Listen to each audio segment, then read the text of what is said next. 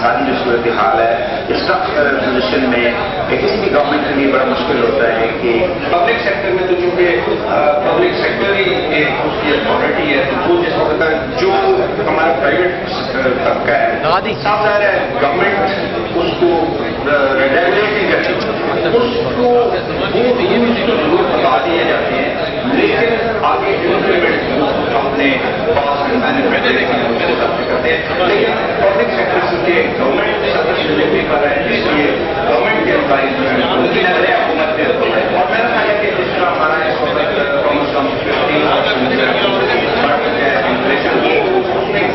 جی اس وقت ہمارے ساتھ جو ہے کراچی چیمبر کے صدر محمد سعید شفیق موجود ہیں، ان سے بات کرتے ہیں آج کے بجٹ کے حوالے سے کہ یہ بجٹ جو ہے کہا یہی جا رہا تھا کہ یہ غریبوں کے لیے بجٹ ہے، اس حوالے سے بجٹ کے حوالے سے کیا کہتے ہیں؟ السلام علیکم جی وعلیکم کیا کہیں گے آج کے بجٹ کے حوالے سے؟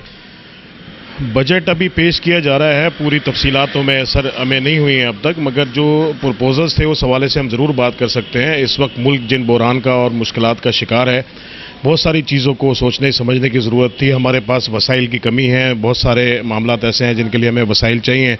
912 بلین کا ہمارا خسارہ ہے یا 912 ارب روپے کا ہمارا خسارہ ہے، اس خسارے کو کس طرح کم کیا جا سکتا ہے یا اس خسارے کو کس طرح ختم کیا جا سکتا ہے؟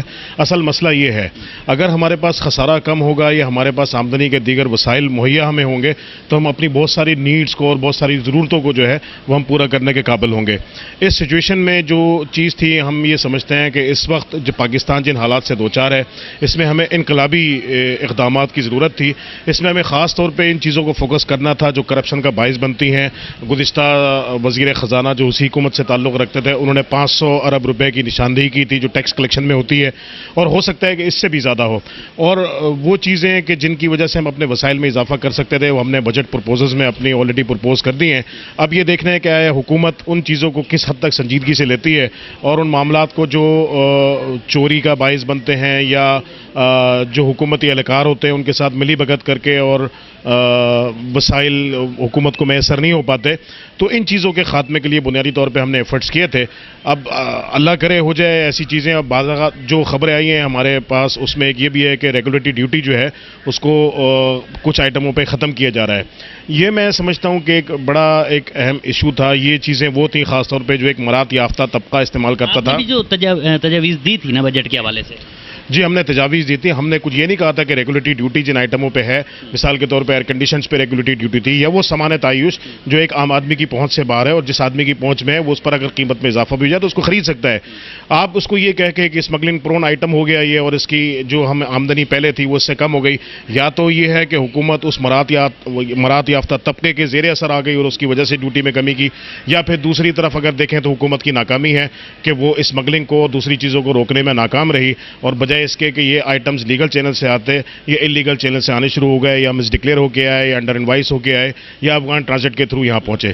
تو یہ ان ادر ورڈز یہ ناکامی ہے۔ اگر ہم اپنی ناکامیوں کو سامنے رکھ کے اور کامیابی کی طرف نہیں بڑھیں گے تو ہمیں بہت سارے مسائل کا جو سامنا ہے وہ ہمیں آئندہ بھی رہے گا۔ پھر غربت میں بھی تو اضافہ ہوگا نا، یہ اس میں مہنگائی میں اضافہ؟ دیکھیں یہ چیزیں ایسی ہیں کہ ہم اس طرف نہیں سوچتے۔ امن و امان کا مسئلہ ہے، ہمیں اس طرف دیکھنا چاہیے وہ کیا وجوہات ہیں۔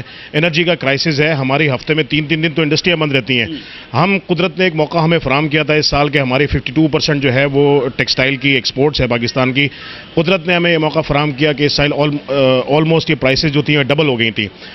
اگر ہم صنعتیں اپنی پوری چلاتے اور اپنی فل کیپیسٹی کے اوپر کام کرتے تو جس وقت ٹارگٹ ہمارا 24 بلین کا ہے، میں سمجھتا ہوں کہ اس سے بھی زیادہ کہیں ہم جو 20 بلین کا ہم پہلے ایزیوم کر رہے تھے 24 بلین پہ چلا گیا ڈیو ٹو کاٹن پرائسز۔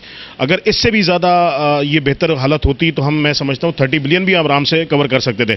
آئندہ آنے والے سال میں اگر کاٹن کی پرائسز کم ہوئی تو کیا ہم یہ سوچیں کہ ہم وہ 24 بلین کا ٹارگٹ پریزنٹ سینیریو میں کہ انرجی کا کرائسس ہمارے ساتھ چل رہا ہے، معیشت کا حال ہمارا برا ہے، امن و امان کی صورتحال ہماری خراب ہے، آئے دن کے لڑائی جھگڑے دنگے فساد ہمارے یہاں چل رہے ہیں، تو ہم جب تک ایک مینٹل پیس نہیں ہوگا، ایک بزنس فرینڈلی انوائرمنٹ نہیں ہوگا تو یہ سارے ٹارگٹس اچیو کرنا بہت مشکل ہے۔ یہ عوام دوست بجٹ کہہ سکتے ہیں یا حکومت؟ ابھی تو ساری صورتحال واضح نہیں ہے، اس کی جیسی تفصیلات جو باتیں سننے میں آ رہی ہیں۔ دیکھیں ٹیکسیشن میں کہیں اضافہ ہوگا ہوگا. میں نے آپ کو وسائل کی جو بات کی نا, ہم ایک مخصوص طبقے پر بوجھ ڈالنے کی بات کرتے ہیں. اگر ہم ٹیکس نیٹ کو براڈ کریں, ہر اس آمدنی کے اوپر جو ایک مخصوص آمدنی ہے اور اس سے اوپر کی جو آمدنی ہے وہ ٹیکس نیٹ میں آنی چاہیے.